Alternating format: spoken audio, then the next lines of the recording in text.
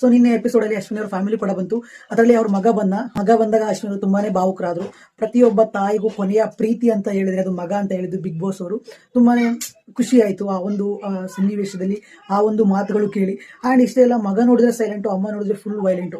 ಬುಡ ಎಲ್ಲಿ ಅಂತ ನೋಡಕ್ ಹೋದ್ರೆ ನೆಕ್ಸ್ಟ್ ಸರ್ಪ್ರೈಸ್ ಕೊಡ್ತಾರೆ ಬಿಗ್ ಬಾಸ್ ಅವರು ಅಶ್ವಿನಿ ಅವರಿಗೆ ಅವ್ರ ಅಮ್ಮನ ವಾಯ್ಸ್ ಮೂಲಕ. ಸೊ ಅವ್ರ ಅಮ್ಮ ಮಾತಾಡ್ತಾರೆ.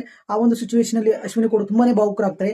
ಎಷ್ಟೇ ಬೆಳೆದ್ ನಿಂತಿರೋ ಮಗಳಿಗೆ ಎಷ್ಟೇ ವಯಸ್ಸಾದ್ರೂ, ಅಮ್ಮನ ತನಕ ಒಂದು ವಯಸ್ಸಾದ್ರೂ ಕೂಡ ಅಮ್ಮನ ಪ್ರೀತಿಗೆ ಬೆಲೆ ಕಟ್ಟಕ್ಕಾಗಲ್ಲ.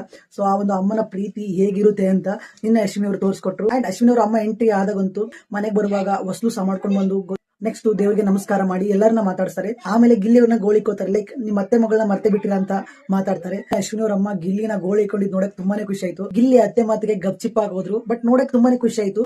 ಲೈಕ್ ಬುಡ ಅಂತ ನೋಡಿದ್ರೆ ಇಲ್ಲಿ ಅನಿಸ್ತು ನನಗೆ, ಲೈಕ್ ಈ ಒಂದು ಅಶ್ವಿನಿ ಅವರು ಇಷ್ಟೊಂದು ವೈಲೆಂಟ್ ಆಗಿರೋಕೆ ಕಾರಣ ಏನು, ಇಷ್ಟೊಂದು ಸ್ಟ್ರಾಂಗ್ ಆಗಿರೋಕೆ ಕಾರಣ ಏನಂತ ಹೇಳಿದ್ರೆ ಅವ್ರ ಅಮ್ಮನ ಮಾತುಗಾರಿಕೆ ಆಗಿರ್ಬೋದು, ಅವ್ರ ಅಮ್ಮ ಎಷ್ಟು ಆಕ್ಟಿವ್ ಇದ್ದಾರೆ ಈ ಒಂದು ಏಜ್ ಅಲ್ಲಿ ಅನ್ನೋದಕ್ಕೆ ಪ್ರೂಫೇ ಅಶ್ವಿನಿ ಅವರು ಅಂಡ್ ಅವ್ರ ಅಮ್ಮ ಅವರು ಮಾತಾಡಿದಂತ ರೀತಿ.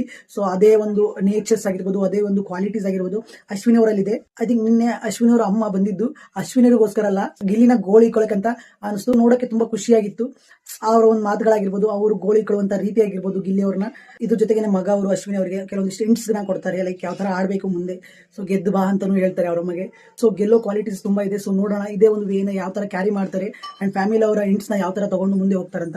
ಸೊ ನಿನ್ನೆ ಅಶ್ವಿನಿ ಅವರ ಫ್ಯಾಮಿಲಿಯಿಂದ ಅವ್ರ ಮಗ ಬಂದಿದ್ದು ಅಂಡ್ ಅವ್ರ ಅಮ್ಮ ಬಂದಿದ್ದು, ಅಮ್ಮ ಅವರು ಗಿಲ್ಲಿನ ಗೋಳಿಕೊಂಡಿದ್ದು ತರಲೆ ಮಾಡಿದ್ದು ನಿಮ್ಗೆ ಎಷ್ಟು ಖುಷಿ ಆಯ್ತು ಅಂತ ಕಮೆಂಟ್ ಮಾಡಿ ತಿಳಿಸಿ.